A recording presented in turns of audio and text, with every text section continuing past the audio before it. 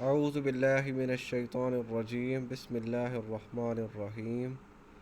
سورۃ البقرہ آیت نمبر 200 نہیں آیت نمبر 64 ہو چکی تھی۔ آیت نمبر 65 ہم پڑھیں گے آج۔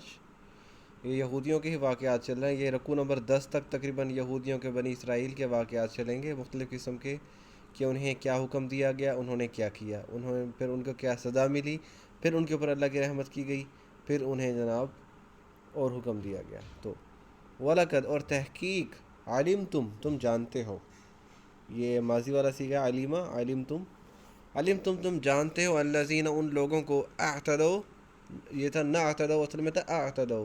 اعتداء کہتے ہیں حد سے تجاوز کرنا، باؤنڈری کراس کرنا۔ تو تم جانتے ہو ان لوگوں کو جنہوں نے حد سے تجاوز کیا، منکم تم میں سے، فی السبت ہفتے کے دن کے بارے میں، سبت کہتے ہیں ہفتے کا دن، ہفتے کے دن کے بارے میں، فقلنا پس کہا ہم نے، لہم ان سے، کونو ہو جاؤ، کی ارادتاً بندر، خاسئین دھتکارے ہوئے۔ تم جانتے ہو ان لوگوں کو جنہوں نے تم میں سے ہفتے کے دن کے بارے میں حد سے تجاوز کیا، تو ہم نے ان سے کہا کہ تم ہو جاؤ دھتکارے ہوئے بندر کی طرح۔ اصل میں یہودیوں کو ہفتے کے دن جو ہے نا، جس طرح ہمارا جمعہ کا دن عبادت کا دن ہے نا، خاص دن ہے، اس طرح جو یہودیے تھے ان کو ہفتے کا دن عبادت کا دن تھا۔ لیکن ہم تو جمعے کے وقت سے پہلے بھی ہم دنیاوی کام کر سکتے ہیں، تجارت کر سکتے ہیں، اور جمعہ ختم ہونے کے بعد بھی ہم دنیاوی کام، تجارت وغیرہ کر سکتے ہیں، ہمیں اس چیز کی اجازت ہے۔ لیکن یہودیوں کو اجازت نہیں تھی ہفتے کے دن۔ یہودی ہفتے کے دن کوئی کام، کوئی کاروبار، کوئی تجارت، کچھ بھی نہیں کر سکتے تھے۔ ان کا ہفتے کا دن صرف اور صرف عبادت کا دن تھا، مخصوص تھا کہ وہ عبادت کے علاوہ اور کوئی کام نہیں کر سکتے۔ تو شروع میں تو جب یہ حکم آیا تو انہوں نے اس چیز کی پیروی کی، اس چیز کا حکم مانا، لیکن آہستہ آہستہ اس میں تبدیلی کرتے گئے، اس میں ایسی گنجائشیں پیدا کر لی کہ بعد میں وہ حکم ہی ختم کر دیا انہوں نے، اور کھلم کھلا اتنے یہ لوگ اللہ کے حکم کے نافرمان بن گئے کہ یہ کھلم کھلا تجارت کرنے لگے۔ تو اللہ تعالیٰ نے ان ایسے لوگوں کے بارے میں کیا حکم، جب انہوں نے ایسے کھلم کھلا اللہ تعالیٰ کی نافرمانی شروع کر دی، تو اللہ تعالیٰ نے انہیں دھتکارے ہوئے بندر کی طرح بنا دیا۔ اب اس کے بارے میں کچھ علماء مطلب وہ کرتے ہیں، کیا کہتے ہیں اس کو، اختلاف کرتے ہیں کہ یا تو انہیں ذہنی طور پہ بندر بنایا گیا تھا یا جسمانی طور پہ بندر بنایا گیا تھا۔ لیکن چونکہ ہم عرف عام کو لیتے ہیں نا کہ اتنا مطلب بڑا واقعہ تھا، اور قرآن پاک جس طرح ظاہری الفاظ میں کہہ رہا ہے، یہ چونکہ قرآن پاک کوئی بہت بڑے ان پہ سمجھنے والے لوگ، ذہین لوگوں پہ، فتین لوگوں پہ، ان پہ تھوڑی اترا تھا۔ وہ تو عام لوگ تھے، امی سے مطلب ان پڑھ لوگ تھے، ان سے عام مفہوم لینا تھا۔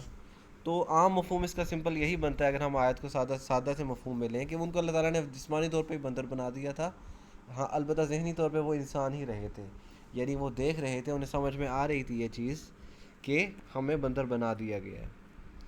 تو فجعلناها پس ہم نے بنا دیا اسے، نکالن کا مطلب ہوتا ہے عبرت کا نشان کسی چیز کے لیے، نکالن تو ہم نے بنا دیا اسے عبرت، لما بینا ان کے لیے، بینا جو درمیان میں ہے، یدیہا اس کے ہاتھ کے درمیان، کسی کے ہاتھ کے درمیان میں کوئی چیز کا مطلب ہوتا ہے کوئی کسی کے سامنے موجود ہونا، وما اور وہ جو خلفہا اس کے پیچھے، خلف کہتے ہیں پیچھے کمر کو، وما خلفہا اور جو اس کے پیچھے، وموعظۃً اور موعظہ نصیحت بنا دیا، واعظ بنا دیا، للمتقین متقی لوگوں کے لیے، نیک لوگوں کے لیے۔ تو ہم نے اس واقعے کو جو اس کے سامنے تھا اور جو پیچھے موجود تھا اس کے لیے عبرت، اور مومنین کے لیے نصیحت بنا دیا۔ سامنے اور پیچھے سے کیا مراد ہے؟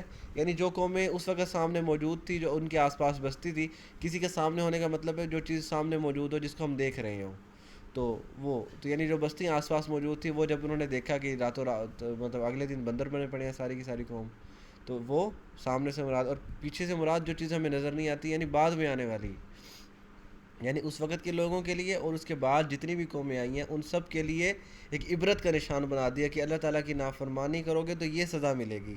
اور مومنین کے لیے، متقین کے لیے نصیحت، متقین کے لیے نصیحت کیوں کہا ہے؟ کہ مطلب وہ لوگ جو ایک دل میں اللہ کا خوف رکھتے ہیں، ایک ڈر خشیت الہی کی کیفیت ہے، وہ بڑھ جائے، مزید بڑھ جائے، مزید نصیحت حاصل ہو جائے۔ ان کے لیے عبرت نہیں تھا، عبرت ہوتا ہے کہ ایک بندہ گناہوں پہ اڑا ہوا، اس کو عبرت کا نشان بنایا جائے تاکہ دوسرے لوگ جو وہ گناہ کر رہے ہیں وہ گناہ چھوڑ دیں۔ لیکن مومنین کے لیے نصیحت اس لیے کہ وہ جو ان سے پہلے بچ رہے تھے اب مزید بچنے کا اہتمام کریں. تو یہ موعظۃ للمتقین.